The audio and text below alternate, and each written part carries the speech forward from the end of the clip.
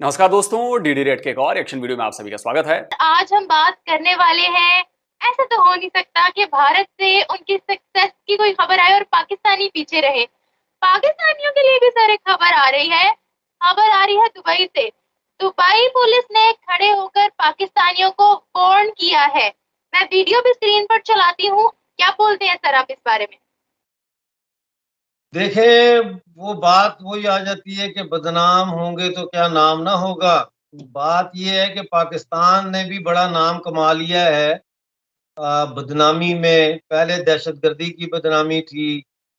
अब नई बदनामियां आ रही हैं जिनका ताल्लुक पाकिस्तान के मुल्क के अंदर के हालात से है। जैसे एफआईआर की आपने बात की, उसमें नंबर वन। और क्या कह सकते हैं, अब पाकिस्तान ने किसी न किसी चीज में तो नंबर वन होना है। तो गधों की जो तादाद में इजाफा और एक्सपोर्ट में इजाफे के बाद अब नई चीज जो सामने आ रही है वो ये है कि पाकिस्तान दुनिया में एफआईआर में भी कटवाने में और काटने में नंबर वन हो गया है। ऊपर से तो ढिड्डों की तरह हंस रहे हैं बैठ के कि हा हा हा हा हा हा हा हा, हमने उनको बड़ा समझ कारनामा नहीं आ किया। रही ना, उनको समझ नहीं आ रही। उनको सिर्फ ये समझ आ रहा है कि हम किसी चीज में नंबर वन हो गए। हम्म। ये बिल्कुल सर, पाकिस्तान में तो इन्होंने अपने आप पे टैग लगवाया हुआ है। बाहर के ममालिक में जाकर यहाँ से तो काम करने जाते हैं ना, मेहनत करने जाते हैं। फिर वहां पर इन पर हैरेसमेंट के केसेस लगते हैं, निस्वार बेचने के लगते हैं, भीख मांगने के लगते हैं, लड़कियां छेड़ने के लगते हैं। क्या कहते हैं सर, ऐसी मेंटालिटी सिर्फ पाकिस्तानियों की ही नजर आती है। इंडियंस की बात करते हैं तो हमारी नजर में से कोई ऐसा वाक्य नहीं गुजरा कि उन पर कोई हरासमेंट का केस लगा हो या उनको जेलों में बंद किया हो या उनको भिखारियों की सूरत में पकड़ा गया हो। अभी मुझे याद आया कि पाकिस्तान की एक माँ बेटी है, पता नहीं किस देश में, उन पर उनको सजा दी गई है। मर्डर करने की सजा है। माँ बेटी ने मिलकर मर्डर कर दिया और ये पाकिस्तानी थे और उनमें सजा हुई है। अब ज्यादा डिटेल मुझे नहीं पता, मैंने सिर्फ हेडलाइंस पढ़ी थी तो मुझे याद आया, तो मैंने कहा कि रुको यार, बता दिया जाए कि भाई दर्शकों को इन्फॉर्म कर दिया जाए कि जानकारी रहे। कहीं पे मान लीजिए बतौर सबूत पेश वोश करना हो तो भाई ढूंढ कर डाल दीजिएगा आप। बड़ा मसला वो ये है कि सोसाइटी को सेग्रीगेट किया गया, यानी खानों में तकसीम किया गया और एक खाने को दूसरे से अलहदा रखा गया। जैसे मजहबी बुनियादों पे कादियानियों को अलहदा किया गया, फिर शियों को अलहदा किया गया, फिर इसी तरह से फिरका वाराना बुनियादों पे तकसीम और सेग्रीगेशन की गई। इसी तरह से मर्द और औरत को भी सेग्रीगेट किया गया। यानी आप किसी शादी की तकरीब में चले जाएं तो बीच में टेंट लगा होता है। एक्सक्यूज मी, इस तरफ औरतें हैं, इस तरफ मर्द बैठे हैं। को एजुकेशन का सिस्टम खत्म कर दिया गया है। मैं को एजुकेशन में पढ़ा हूँ, हम लड़के लड़कियां इकट्ठे पढ़ते थे। आज भी जो जिंदा हैं लड़कियां, मतलब अब तो वो औरतें हैं, बच्चे हैं, उनके पोते पोतियां हो गए होंगे, तो हम रास्ते में हैं, बड़ी अच्छी बातचीत होती है, दोस्ती होती है। और हमने कभी भी महसूस नहीं किया कि औरत कोई अजूबा है, क्योंकि हम साथ खेलते थे, पढ़ते थे, जो साथ बड़े हुए। तो जब आप औरतों को मर्दों से अलहदा कर देंगे और फिर जो औरतें बाजारों में भी जाती हैं उनको भी बुतों में छुपा देंगे, तो औरत पाकिस्तानी मर्द के लिए एक तजस्सुस का बायस बन जाएगी। और वो फिर इस किस्म की हरकतें तो करेंगे कि लड़कियों को छेड़ना और यू नो बदतमीजियां करना। और कॉन्फिडेंस नहीं है हमारे मर्दों में, बिल्कुल हमारे मर्दों में। औरतों से अगर छेड़ लेंगे, लेकिन अगर आप खड़ी हो जाएं और उसको बुलाएं कहीं इधर आओ, क्या बात है, तो वो आपसे बात नहीं कर सकता, क्योंकि उसके अंदर कॉन्फिडेंस ही नहीं, क्योंकि उसकी ट्रेनिंग ही नहीं हुई कि एक नॉन सेग्रीगेटेड माशरे में लड़के और लड़कियां कैसे इकट्ठे रहते हैं, कैसे क्लास में जाते हैं, कैसे खेलते हैं, कैसे सोशलाइज करते हैं। वो है ही नहीं। लिहाजा आप डिफेंस में किसी कैफे में चले जाएं या किसी भी पॉश इलाके के कैफे में चले जाएं, तो वहाँ कोने में आपको नजर आएगा एक लड़की और लड़का बैठे खामोशी से बातें कर रहे हैं, कॉफी पड़ी हुई है, और बार बार ऐसे देख रहे हैं कि को आना जाए, को आना जाए। मतलब है, आपने तबाह बर्बाद कर दिया ना। एक जमाना था बाग जिना लाहौर में, लड़के लड़कियां इकट्ठे फिरते होते थे, टहल रहे होते थे, कोई मसला नहीं था। अब जो है वो जो बाग जिना की जो पहाड़ी है, ओपन एयर, वहां से खबर आती है कि एक जोड़ा जो है वो गैर मुनासिब हरकतें करते हुए पकड़ा गया। तो सोसाइटी तबाह कर दी है। आपने सर को एजुकेशन की बात की है, को एजुकेशन यहाँ कैसे आ सकती है जहाँ पर मोटरवे वाला वाकया हुआ, जहाँ पर एक औरत अबाए में थी, गाड़ी चला रही थी, उसके साथ रेप किया गया, जहाँ 7 साल की छोटी बच्ची जैनब के साथ रेप किया गया, और जहाँ पर ये बोला जाता है कि 10 बजे के बाद औरत बाहर नजर ना आए, जहाँ पर ये बोला जाता है कि मीनारे पाकिस्तान में जाने वाली लड़की जिसके कपड़े उतरे उसकी अपनी गलती है, क्यों गई वो मर्दों में। तो सर यहाँ पर को एजुकेशन कैसे हो सकती है जहाँ पर हर चीज ही औरत पर डाली जाती है। तो वो यही तो मैं कह रहा हूँ ना कि ये पाकिस्तान का आवे का आवा ही बिगड़ा हुआ है। इसको तबाह कर दो, इसको बर्बाद कर दो, और इसकी बर्बादी के अंदर से कुकनस की तरह एक नया देश उभारो अगर कुछ करना है। नहीं तो वीजा लो तो निकलने वाली गल करो।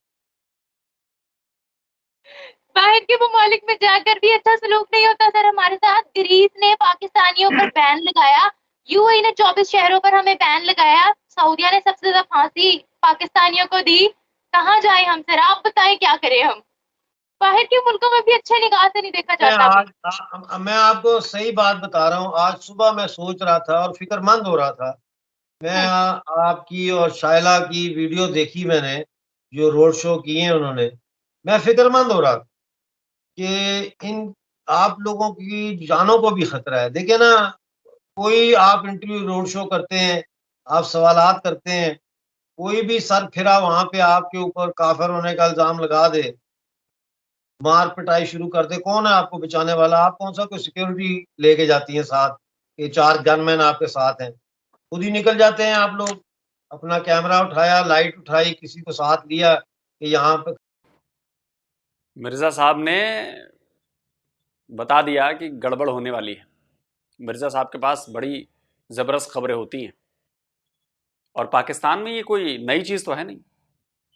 पाकिस्तान में एक बार आपके ऊपर ब्लास्फेमी का आरोप लगा दिया किसी ने अगर, तो फिर तो जनता ना सुनती। फिर तो जनता अपना फैसला वहीं पर करती है। कोई कोर्ट, कोई कचहरी, कोई कानून, कोई अदालत, कोई पुलिस, कोई सरकार नहीं आती साहब।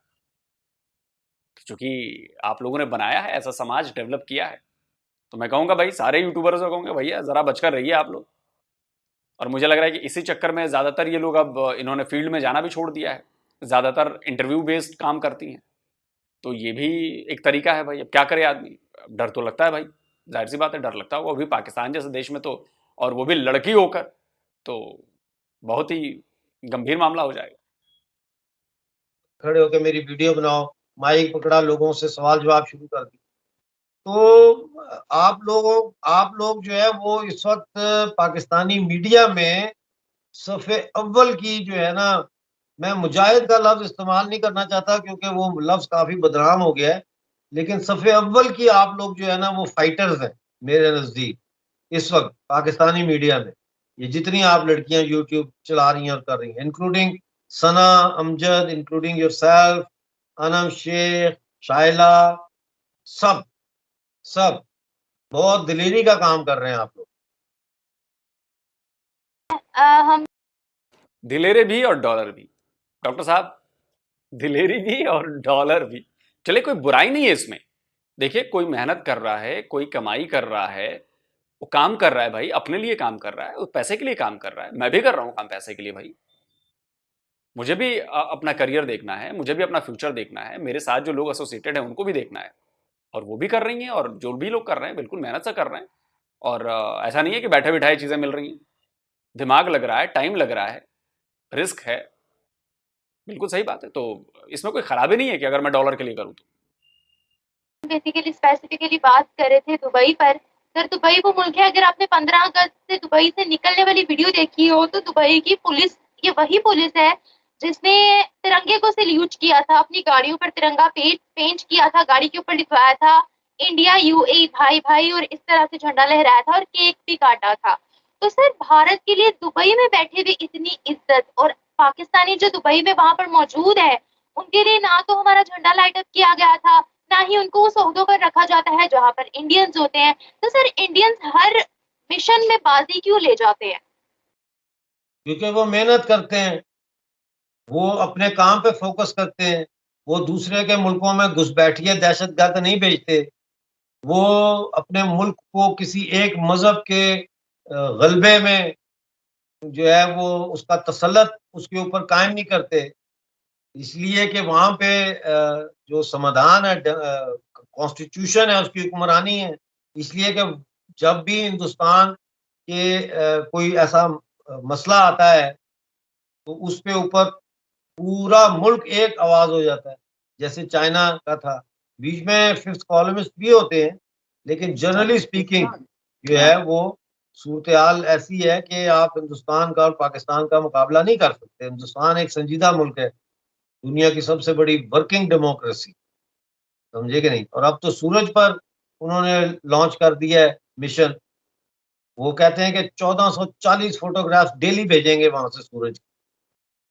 तो आप सोचें। स्टिल हमारे पाकिस्तानी बोल रहे थे चलो चांद पर तो तिरंगा ठीक है, सूरज पर जाएगा तो फट नहीं जाएगा।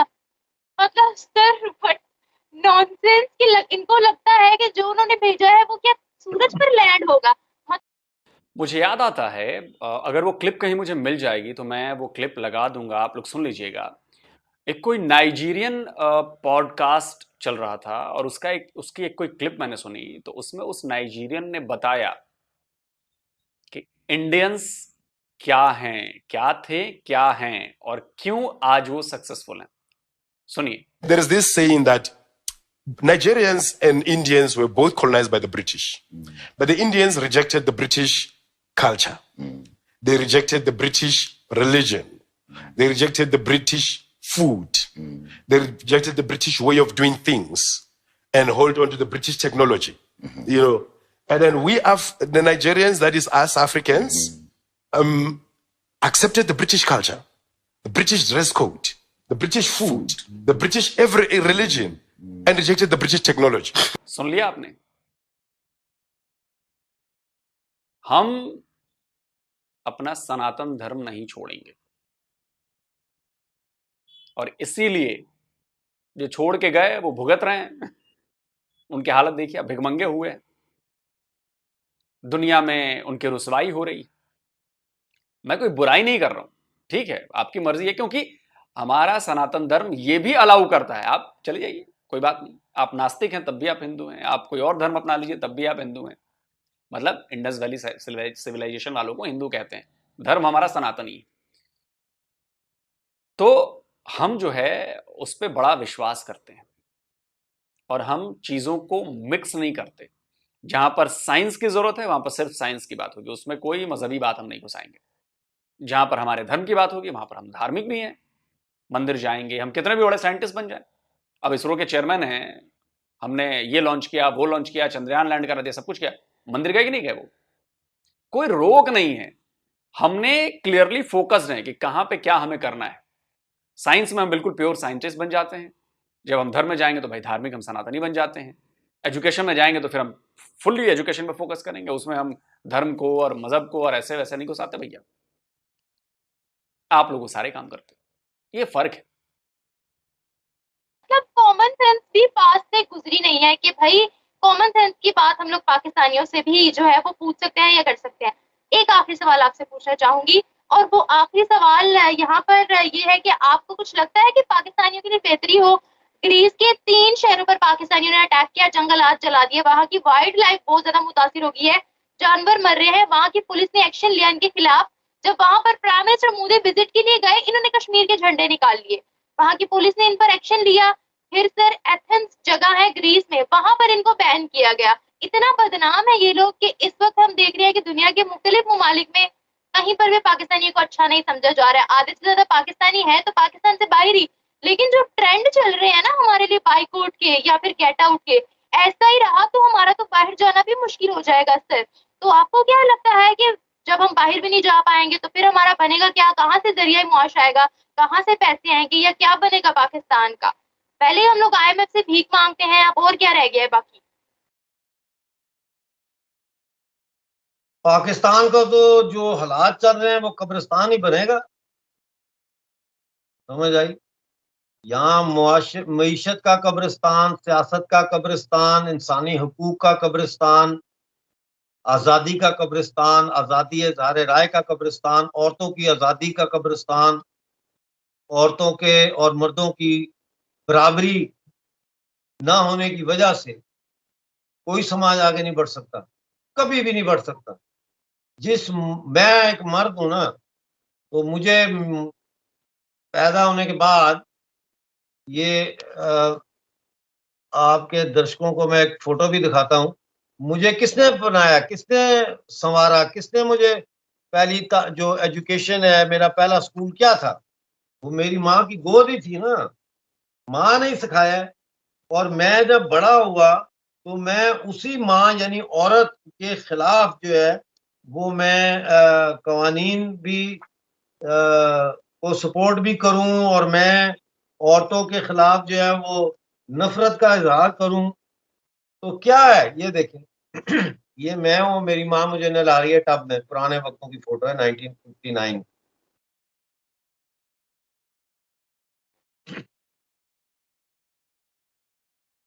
वही कह रहा हूँ ना कि जो औरत आपको पैदा करती है, आपको नहलाती है, धुलाती है, खाना देती है, दूध पिलाती है, स्कूल लेके जाती है, लेके आती है, आपके कपड़े धोती है, इस्त्री करती है, सारा कुछ करती है, आपको ऐसा बड़ा करती है, उसी औरत के को आपने माशरे में कैद कर दिया है, चार दीवारी में। तो वो माशरा आगे कैसे बढ़ेगा? वो माशरा आगे नहीं बढ़ सकता। और पाकिस्तान, मैं आपको भी बता देता हूं कि जिस नहज पे पाकिस्तान पहुंच गया है, इस नहज से दो रास्ते ही हैं। एक है समाजी इनकलाब का और दूसरा है अनारकी का। समाजी इनकलाब मुझे होता हुआ नजर नहीं आ रहा, अनारकी हर तरफ फैल रही और बहुत जबर होगा। ये देखे ना आप, इन्होंने एलपीजी गैस जो है कल 40 रुपए किलो बढ़ा दी है, एकदम 40 रुपए पर, 39 रुपीज टू बी एग्जैक्ट। और ये जिस एनार्की की बात कर रहा है ना, वो दिख भी रहा है। मैंने अभी एक वीडियो भी शेयर किया। पाकिस्तान का एक आदमी अपनी बाइक उसने डंडे से लठ से मार मार कर तोड़ दी। इतना गुस्से में था, बोला कि जब पेट्रोल ले ही नहीं सकता तो इस बाइक का क्या करूंगा। देखिए।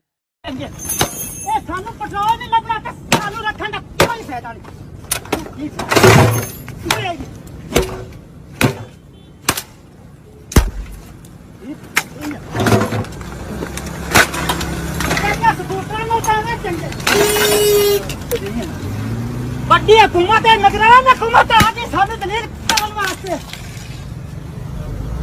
जलालत। अब आप इससे समझ सकते हैं कि डॉक्टर अयूब मिर्जा ने जो बात कही कि एनार्की, वो एनार्की होनी शुरू हो गई है। आप देखिए, एनार्की यही है।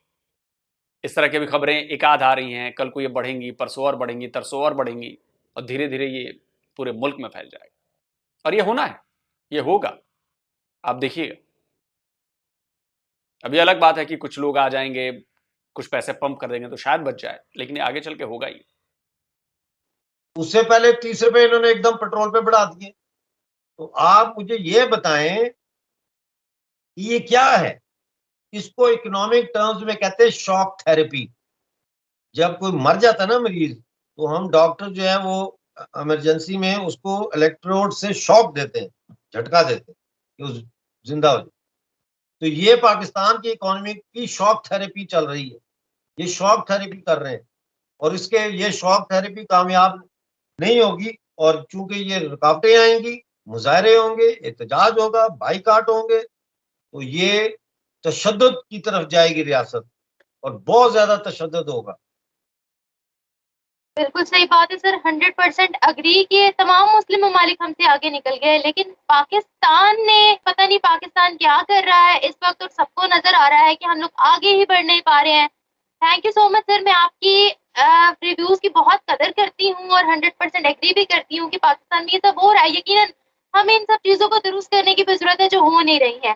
तो sir hope for the best, इंशाल्लाह हमारे मुल्क के लिए भी बेहतर और तरक्की करे। और इसी के साथ साथ यहीं पर ही प्रोग्राम को एंड करती हूँ। फिर मिलेंगे एक नई वीडियो के साथ, तब तक के लिए खुदा हाफिज। चलिए दोस्तों, वीडियो खत्म हो गया।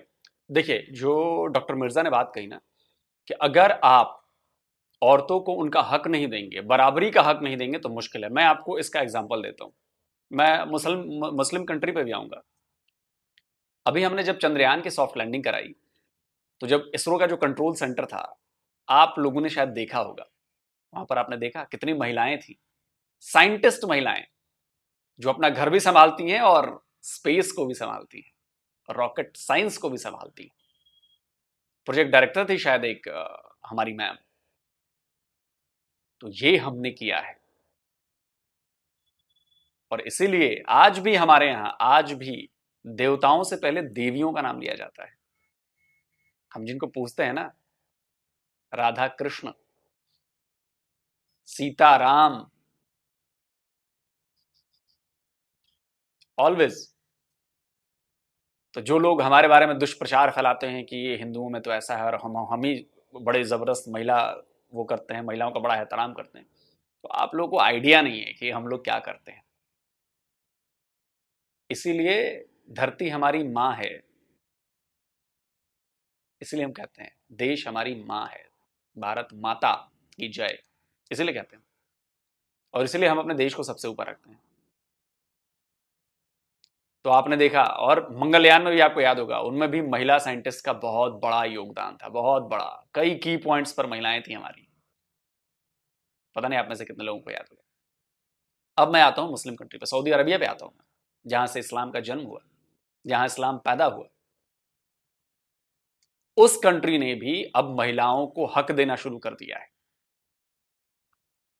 वहां पर महिलाएं अब पायलट बन रही हैं, वहां पर महिलाएं अब बस चला रही हैं, वहां पर महिलाएं अब टैक्सी चला रही हैं, वहां पर महिलाएं अब नौकरियों में बड़े प्रोमिनेंट पोजीशंस पे आ रही हैं।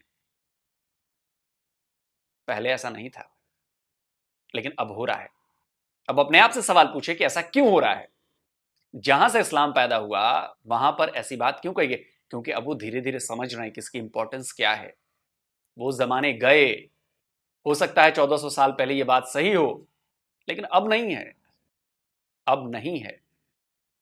और वो भी मैं कह रहा हूं कि आपके हिसाब से सही हो, बाकियों के हिसाब से, हमारे हिसाब से सही नहीं थी। हमारे हिसाब से आज भी हम बराबरी का हक देते हैं और शुरू से देते आए हैं। आज भी हमारा जो कानून है, अगर जैसे मेरे फादर के 2 बेटे हैं, 1 बेटी है, तो अगर बंटवारा किया गया तो तीनों को बराबर का हक है, आप में नहीं है। तीनों को बराबरी का हक है, एक कम न 1 रुपया ज्यादा, तीनों को बराबर, ये है। तो खैर, सऊदी अरेबिया को मैंने एग्जांपल दिया, यूएई में भी ऐसा हो रहा है। अब धीरे धीरे लोग समझ रहे हैं कि भाई 2 चीजें बराबर हैं, मर्द औरत ये दोनों बराबर हैं, दोनों के काम अलग अलग हैं। कई चीजें एक जैसी हैं, कई चीजें सिर्फ मर्द कर सकते हैं, कई चीजें सिर्फ औरतों के जिम्मे है, लेकिन हैं दोनों बराबर। एक गाड़ी के साइकिल अगर आप चला रहे हो तो 2 पहियों पे ही चलेगी साइकिल, एक पहिया निकाल देंगे तो साइकिल आगे नहीं बढ़ पाएगी, चाहे कोई सा भी पहिया निकाल दो। लेकिन लोगों को इतनी सी बात समझ में नहीं आती, आप उनको जूतों की नोक के नीचे रखना चाहते हो, और ऐसा नहीं। जल्द मिलता हूं एक और नए वीडियो के साथ। नमस्कार, जय हिंद।